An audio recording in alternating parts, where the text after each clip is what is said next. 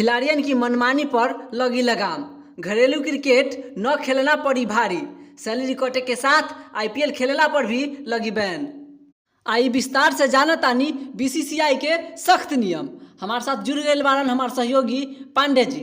तो सबसे पहले नमस्कार प्रणाम तमाम भोजपुरिया क्रिकेट के दर्शक लोगन। पांडे जी, सुननी है अब की बीसीसीआई नया नया नियम लागू कर दिहलस बा। अब तक खिलाड़ी लोगन के घरेलू क्रिकेट खेलल जरूरी बा, बिना ओहू के सिलेक्शन ना होई। सच कहतानी तिवारी जी, तो ये तो बढ़िया बात बा।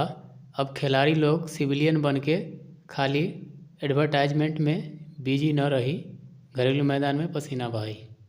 हाँ, यही न सीरीज के दौरान खिलाड़ी न तो फोटो शूट कर सकी न फैमिली के साथ घूमल फिरल, सब ध्यान अब क्रिकेटे पर। अरे ये तो बढ़िया बा।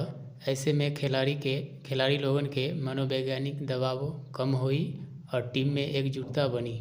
पांडे जी, अब यहे न ज़्यादा सामान ले जाए के भी रोक लग गईल बा। अब कौनो खिलाड़ी 150 किलो से ज़्यादा सामान न लेके जा सकत। खिलाड़ी लोगन के डिसिप्लिन में रखे खातिर तो बोर्ड सब नियम बनवलस।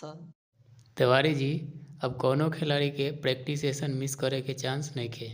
हर खिलाड़ी प्रैक्टिस में रहल जरूरी बा। आ सीरीज खत्म होखे के बाद घर जल्दी न आ सकेला, टीम के साथ रहे के पड़ी।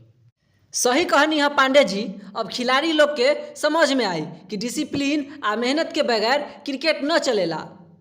ई नियम तो बोर्ड के तरफ से बड़ा कदम बा। सही बात बा तिवारी जी, क्रिकेट पर ध्यान देवे के बा, न कि चमक दमक में उलझे के। लेकिन सुने नियम तोड़ला पर सख्त कार्रवाई होगी। आईपीएल से बैंड होई, कॉन्ट्रैक्ट भी खत्म कर दिल जाए। बीसीसीआई के ई नियम आप लोगन के कैसन लगल कमेंट में बताई और चैनल के सब्सक्राइब करके अपन सपोर्ट दिखाई। क्रिकेट के हर चर्चा अपडेट खातिर यही जगह पर मिलते रही। धन्यवाद।